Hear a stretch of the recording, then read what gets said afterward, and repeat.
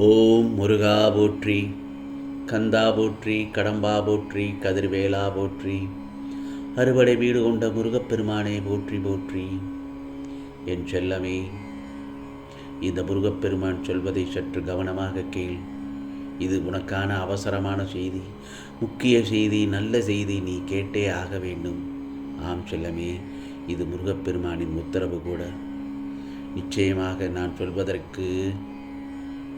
நான் சொல்வதை கேட்பதற்கு முன் ஓம் முருகா சரணம் என்று பதிவிட்டு நான் சொல்வதை கேள் என் செல்லமே. நிச்சயமாக உன் கோரிக்கைகளை எல்லாவற்றையும் நான் நிச்சயமாக நிறைவேற்றித் தருகிறேன். உன் பிரச்சனைகளை எல்லாம் தீர்க்க பல உதவிகளுடன் உன்னை தேடி வந்து கொண்டிருக்கிறேன். உன்னுடைய தீராத பிரச்சனை இந்த முருகப்பெருமானின் உதவியால் கண்டிப்பாக முடிவடையப் போகிறது. கவலைப்படாதே. உன் சோதனை காலம் முடிவடைகிறது. நான் அனுப்பும் நபரால் நீ மிகப்பெரிய உதவி கிடைக்கப்பெற்று உன் பல நாள் பிரச்சனைக்கு முடிவு கிடைக்கப் போகிறது. முருகா முருகா என்று நீ என்னை முழு மனதுடன் வணங்குவதுடனும் நம்பிக்கையோடு நமக்கு முருகன் இருக்கிறார் என்று நீ இருக்கிறாய் அல்லவா? எப்படி நான் உன்னை கைவிடுவேன்? சந்தோஷப்படப் போகிறாய். ஆம் செலவே, உன் வாழ்க்கையில் பல மாற்றங்கள் ஏற்பட உள்ளது. அந்த மாற்றமோ ஏற்றமாகத்தான் இருக்கும். இனி நீ சந்தோஷம், மகிழ்ச்சி, நிம்மதி என சகல சௌபாக்கியங்களும் பெற்று சீரும் சிறப்புமாய் வாழப்போகிறாய் என் செல்லமே. உன்னிடத்தில் இந்த முருகனிடத்தில் கேட்கும் வரம் என்ன தெரியுமா? 2 வரம் வேண்டும் இறைவா என்று. உயிரோடு வாழ்ந்தால் நோயற்ற வாழ்வு, மரணம் என்றால் உறக்கத்தில் உயிர் போக வேண்டும். இது 2 வரம்தான் உன்னிடத்தில் நான் கேட்கின்றேன். ஒளியை கண்டால் ஓடி வரும் நிழல் போல உன்னை காக்க நிச்சயமாக ஓடோடி வருவேன். இருளிலும் நிழல் உடன் இருப்பது நிஜம். உன் கண்களுக்கு தெரியாவிட்டாலும் இந்த முருகப்பெருமான் நான் எப்போதும் உன்னுடன் தான் இருப்பேன். ஒவ்வொருடைய வாழ்வில் நடக்கும் நிகழ்வுக்கு பின்னால் நிச்சயம் ஏதோ சில காரணங்கள் இருக்கும். தற்போது இதை ஏற்றுக்கொள்வதற்கு சற்று சிரமமாக இருந்தாலும் பிற்காலத்தில் அவை உனக்கு தெரிய வரும் நேரத்தில் உனக்கே அது புரியும். நிச்சயமாக நம்பிக்கையுடன் ஒரு அடி எடுத்து வை. நான் உன்னுடன் 1000 அடிகள் நடப்பேன். எதை இழந்தாலும் பரவாயில்லை. இந்த முருகப்பெருமானின் நம்பிக்கையை மட்டும் இழக்காதே. நான் உன் இதயத்திலிருந்து உனக்கு வழிகாட்டி கொண்டிருக்கிறேன். ஆம் செல்லமே, உன்னுடைய ஆரோக்கிய குறைபாடுகள் எல்லாம் சரியாகப் போகிறது. இனி ஆரோக்கியம் மேம்படும். உன்னுடைய பயணத்தில் இந்த முருகப்பெருமான் துணையாக இருப்பேன். உனக்கான மாற்றத்திற்கான நாள் ஆரம்பமாகிவிட்டது. இனி வாழ்க்கை நல்ல கோணத்தில் பயணிக்கும். நன்மைகள் நிறைய கிடைக்கும் என் செல்லமே. நிச்சயமாக உன் வார்த்தைக்கு யார் மதிப்பளிக்கவில்லை என்றால் வருத்தப்படாதே. உன்னுடைய நல் வார்த்தைகளை செவிசாய்க்காமல் நடப்பவர்களுக்கு அது இழப்பாகத்தான் இருக்கும்.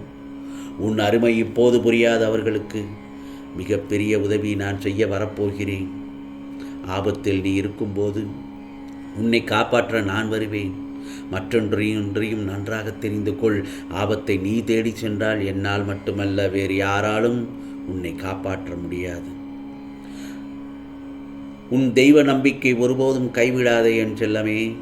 எதை நோக்கி போகின்றாய் என்று முடிவு செய்துவிட்டு முன்னேறு. போராடி ஒரு விஷயத்தை அடையும் போதுதான் அதனுடைய வாழ்வு அர்த்தமுள்ளதாக மாறுகிறது. ஆகவே நீ எதற்கும் பயப்படாதே, கலங்காதே. நம்பிக்கை, பொறுமையோடு இரு. எதையும் தாங்கும் சக்தி உனக்கு நிச்சயம் கிடைக்கும்.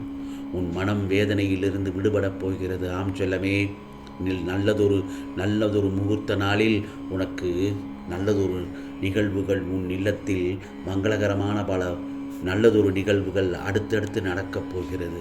கவலைப்படாதே. என்னை முழுமையாக நம்பு என் செல்லமே. என்னை முழுமையாக நம்பு.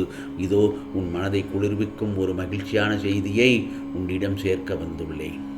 நம்பிக்கையோடு உன் கடமையை செய். உனக்கான அந்த நாள் நிச்சயமாக உன்னை வந்து சேரும். உன் மனதில் ஏன் இவ்வளவு குழப்பங்கள்? என் அனுமதியினால்தான் எல்லாம் நடக்கின்றது என்று உணர்ந்துவிட்டு பிறகு ஏன் தேவையில்லாமல் யோசித்து நீயே உனக்குள் குழம்பிக் கொள்கிறாய்? உனக்கான அனைத்தையும் சரி செய்து வருகிறேன். அதை நீயும் தானே உணர்கிறாய். எல்லாமே என் முருகப்பெருமான் தான் என்று சொல்லிவிடு. உனக்கான அனைத்தையும் நான் செய்வேன். கவலைப்படாதே. உன் உழைப்பை மட்டும் உயர்த்தி கொண்டே சொல். நான் உன்னை உயர்த்துவதற்கு அது ஏதுவாக இருக்கும்.